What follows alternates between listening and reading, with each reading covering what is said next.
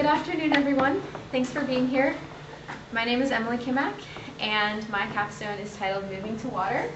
The goal is to illuminate the common ground between daily water use and dance.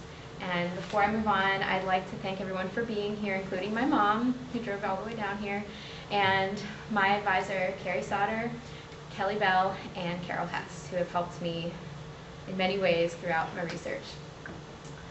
So first, I'd like to introduce the project with an activity for all of you that will only take a couple seconds. So if everybody can get up out of their chairs, you can stretch. And first, I'd like you to think back to the last time you washed your hands today. It can be any time. Keep this image in mind. Take your hands and perform the movement that you did. And I'm going to do this as well.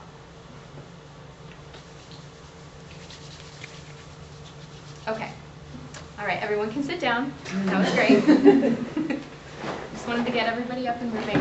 So you can see that this action requires very simple movement, but it's actually pretty interesting when you stop and look at it for a second.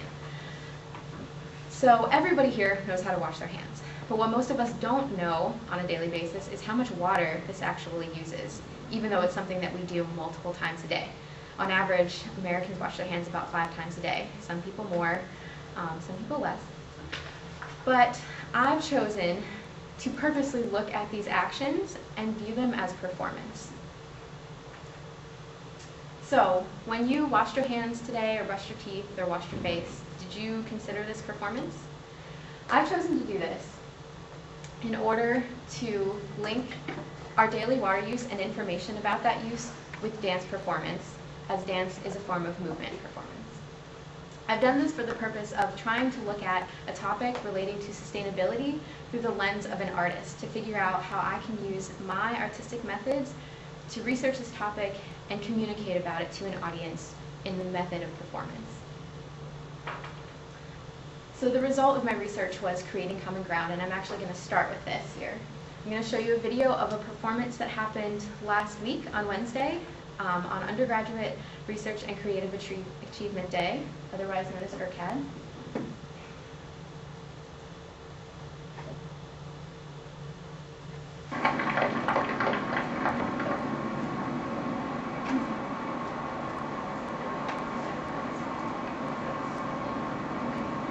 So I'm going to jump ahead a little bit into the performance, but as you can see,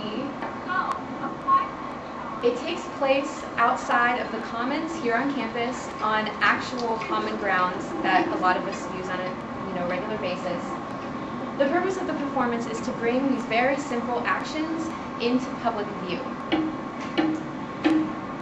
And in addition to this, I chose to try and look at creating a performance from the perspective of someone paying attention to concepts related to sustainability. How much energy do I use as an artist in dance performance? How much energy goes into using lighting or sound? So I tried to see what would happen if I created a performance without these elements. So I had musicians play buckets of water to actually use water and simple objects as the sound, and use nature and the environment as the set.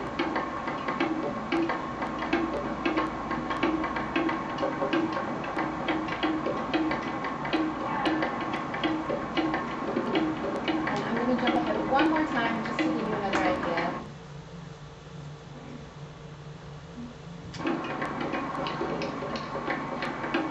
So the dance is very simple. The dancers move in geometric patterns, doing simple motions taken from the twisting of knobs, washing your face, washing your hair, and other movements that connect us to water.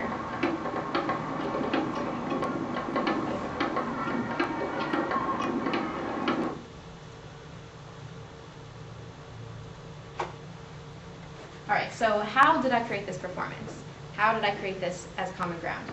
I drew from the disciplines of dance and visual art and looked at principles that come from the fields of permaculture and sustainable design to inform my design of this performance. In July 2010, I went to a conference titled Somatic Experiments in Earth, Dance, and Science in Massachusetts.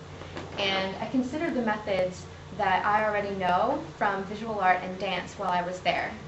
At the conference, I participated in workshops that required participants to focus on movement, improvisation, and performance as a method for looking at topics that relate to sustainability and ecology, such as an environment around us, our resources, our interpersonal connections, and other topics related to ecology.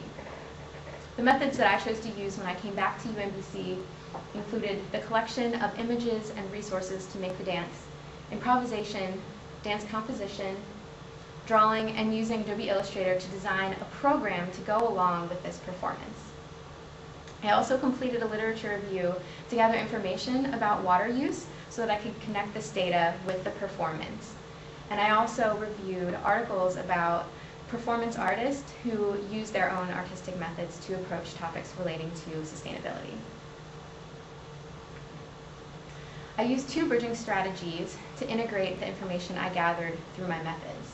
They include reasoning through analogies and bridging the explanation-action gap.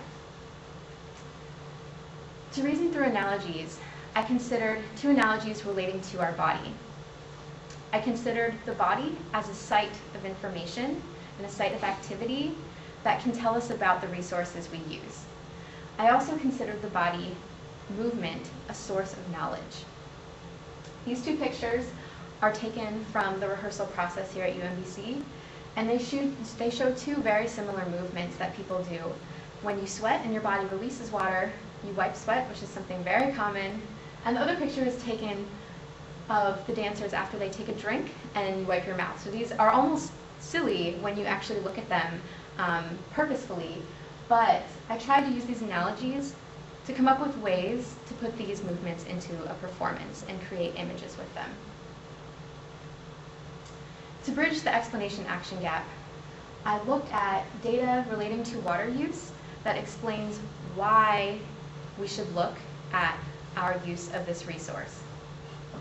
For example, the map on the left represents how much water is used in the US per capita per year. Because the US is the darkest red shade, it shows that the US has one of the largest water footprints of any country. So this is an example of data that I use to inform the performance. To bridge this data with action in the form of performance, I choreographed this dance piece, and I also designed a program to be handed out at the performance. The design of my program, similar to a map in some ways, includes graphic images that are symbols of bodies and the actions that these bodies do when they use water. As you can see here, there is a fact connected to this symbol, which is about the amount of water used when someone washes their hair. A shower head usually releases about 5 gallons of water per minute, so if you take 2 minutes to wash your hair, it's about 10 gallons. It can be less if you have a low flow shower head. So I connected this fact with this image, and in addition to the fact, the darkened area of the symbol indicates the area of the body that could metaphorically contain the most information about the action being done. When you wash your hair, it involves your head and your arms and your hands. And so using these symbols and working with the dancers, I had them focus on these particular areas of the body and how they could represent information about them and how we could also manipulate them to make them visually interesting. So this is just another image from the rehearsal process to show you the connection between the action of the performance and the explanation of our water use. If you stand in the shower for about 30 seconds, about 2.5 gallons of water are used. So there's a part of the piece where the dancers stand almost completely still and they sway back and forth as if they're really in the shower savoring the hot water. So again, very, very simple movement, but I'm trying to use it as representation of why it's important to pay attention to our use of water. So in conclusion, this project is an attempt to use artistic methods, integrate them, and approach a topic related to sustainability. This project focused on water use. I think it's important for us to pay attention to our use of water, not because we should stop taking showers or stop drinking water, but because by simply looking at what we do every day, I think that it can connect us to what we use on a greater scale and make us more aware just from what we do at home rather than looking outward all the time. I think that Albert Einstein had some insight into this project, and I was inspired by it and said we can't solve problems by using the same kind of thinking we used when we created them. So I think it's very important that that it's now possible for people to do interdisciplinary research on a variety of topics, including artists. So again, I would like to thank my advisors, Interdisciplinary Studies Department, as well as the Office of Undergraduate Research, who provided me with an undergraduate research award to attend the conference where I learned about how artists can approach ecology. Thanks.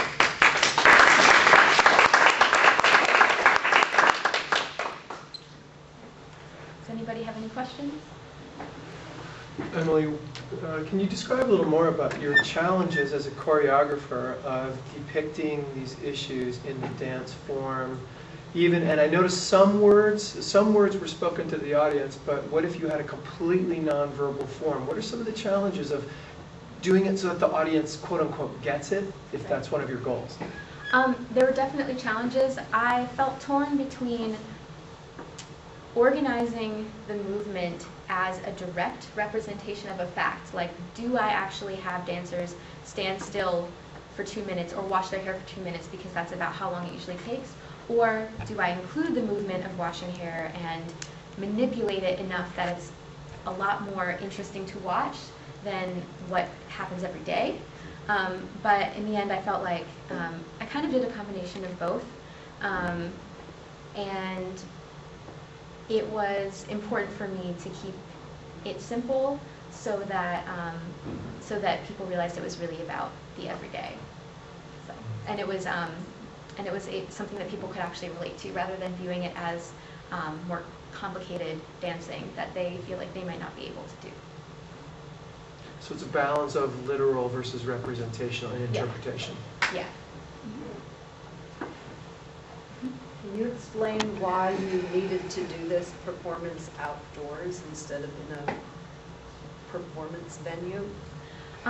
It didn't absolutely need to be outside, but I did it outside, like I said, to try and do it without any typical lighting or sound equipment.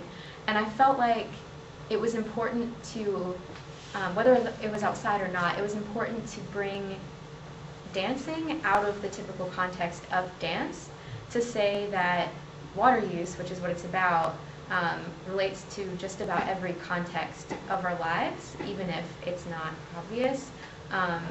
And being outside, I was hoping that, maybe, if someone's just walking by or having their lunch, it's something that is eye-catching for a few minutes that might, even if it doesn't make them really reconsider their water use, it's just a different way of viewing a performance. Are you more concerned with getting someone's attention, or are you more concerned with presenting the facts? That's a good question. I think more concerned with finding a way to present the facts, and bring attention to the facts, but more so find a way to present the facts in a way that people can have more awareness of what they're doing, of their movement, or just awareness of the facts, but through a different method. Could you speak a little bit more about the interrelation between information design in terms of the print piece that you did versus the dance piece? Because I think it's, I think it would be important for everybody else to know, what was the relationship between those two things. Right, and I actually didn't explain that as much as I should have before. So my idea with the printed piece was to kind of redesign the idea of a program. Usually when you go to a dance performance, a program is handed out, which might explain what some of the pieces are about, or some information about what you're about to see. And I wanted to take information that was used to create the piece and present it in a new way that was mostly visual, using graphic images, and see it as kind of an educational piece, something that people can take home, and it's actually more substantial than the typical program. And the graphic images were also almost a literal representation of the body movement that was happening in the piece, so two kinds of representation. Well, one sort of explaining the other, would you say, or? Yeah, and also just another image to look at that is the movement of the everyday. So there's the dance form and then the graphic image form. So we'll keep those little stick figures and put them in our various public shower places over in Yeah. the dance. I don't know whether they shower in the dance third floor anymore. They don't, do they? I didn't see the They same. might, I hope some. Put them in the rack. Because we could, another student also is looking at water usage and design and how much we use. And between the two of you, you could get together and I think put a lot of signage up that would be both attractive and might meet people when you're not around to do a dance movement with water. Thank you very much.